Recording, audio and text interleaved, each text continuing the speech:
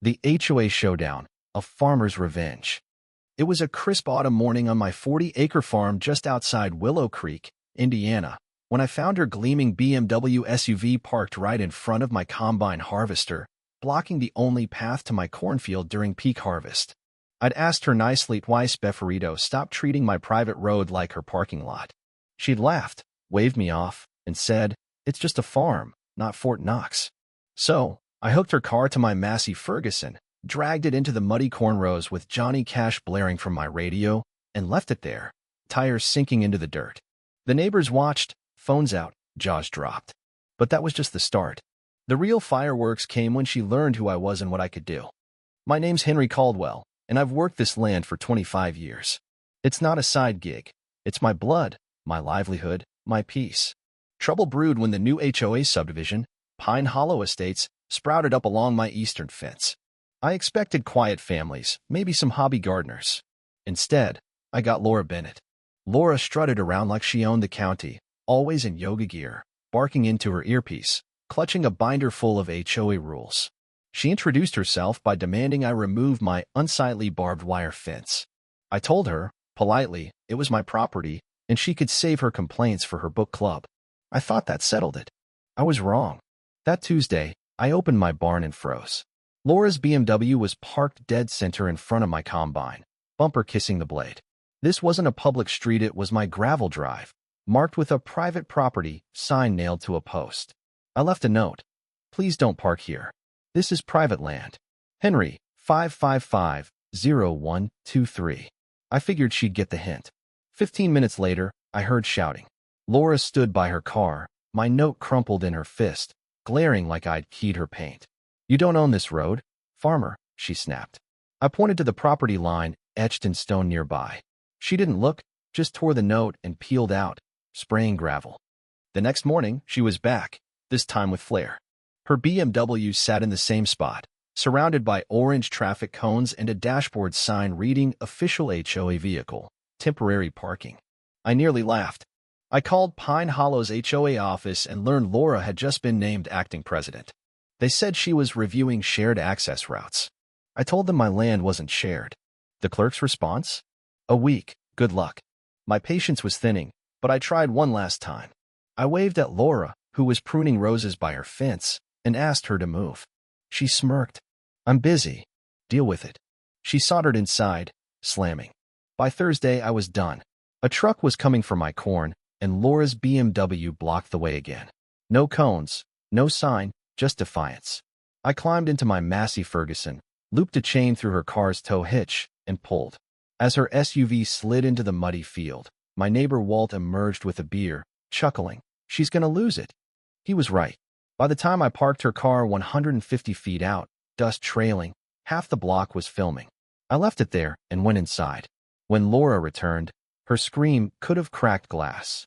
She banged on my door, demanding I retrieve her car. I handed her a tow company's card. "Field recovery's not my job," I said. She threatened the police. I invited her to call them. The sheriff arrived, took one look, and laughed. "Ma'am, that's his land. You parked on it." Laura's face fell. But the real twist came later. She didn't know I wasn't just a farmer. I was the county's part-time land use inspector with the power to audit her precious HOA lot. The next day, Laura escalated. My private property sign was gone, post snapped, screws sheared. Tire tracks led to her lot. I didn't confront her. Instead, I pulled my inspector's badge and a folder of surveys, permits, and my certification. Laura was planting a gazebo in her backyard, stakes already in the ground, dangerously close to a protected wetland buffer. That was a violation I could report. I gave her one last chance, knocking on her door with my badge visible. Her eyes widened. "You're not a cop," she said, confused. "No, ma'am," I replied. "Henry Caldwell, County Land Use Inspector. We need to talk about your construction." I showed her the wetland code. "Your gazebo's illegal. One call, and it's a stop work order." She called me a liar, vowed to lawyer up, and slammed the door. Big mistake. That afternoon, she pinned HOA flyers on my barn, accusing me of hazardous farming and chemical runoff. She even yelled at my worker, Miguel, claiming he was trespassing on my land. I called the sheriff again.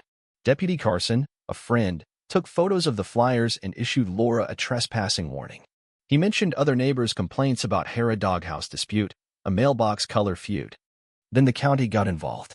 A compliance officer visited Laura's lot, measuring her stakes. Laura flailed, pointing at my farm, but the officer left a red stop work notice on her door. Her gazebo was dead, but Laura didn't quit. She held a front yard rally, waving a Protect Pine Hollow banner, accusing me of industrial overreach. A Channel 5 news van showed up, sniffing a story. HOA leader's illegal build sparks feud with local farmer. They interviewed a neighbor who ditched Laura's petition. Her red notice was televised. By morning, Pine Hollow buzzed with gossip. Laura's allies dwindled. She tried one last trick. A law firm sent me a cease and desist letter, claiming I'd harassed her by enforcing my rights. I called their bluff, offering my footage of the BMW tow clean, legal, recorded. The lawyer backed off. Then, unexpectedly, Laura's husband, Greg, appeared at my gate. He looked exhausted. I didn't know, he said. She hated all lawyers, notices, everything. He'd been away for work and returned to chaos. He promised to rein her in, even mentioned counseling. I believed him. He seemed genuine. The county's review of my farm came and went. The inspector praised my records. Laura's complaints fizzled. She resigned from the HOA, citing family issues. Her signs vanished. Neighbors waved again. One, a retired teacher named Ellen, brought muffins and apologized for Laura's lies about my farm. Another asked me to advise on future HOA boundary talks, not as a foe, but a neighbor. Balance returned. Weeks later, I saw Laura in her yard, quiet, no earpiece. She avoided my gaze. I didn't gloat. I'd won by knowing my rights, staying calm, and letting her unravel herself. My combine hummed, the corn was harvested, and Willow Creek felt like home again. What do you think? Was I too harsh dragging her car, or did Laura deserve it for her entitled antics? Share your thoughts below, especially on dealing with bullies and standing up to injustice. Let's hear your take.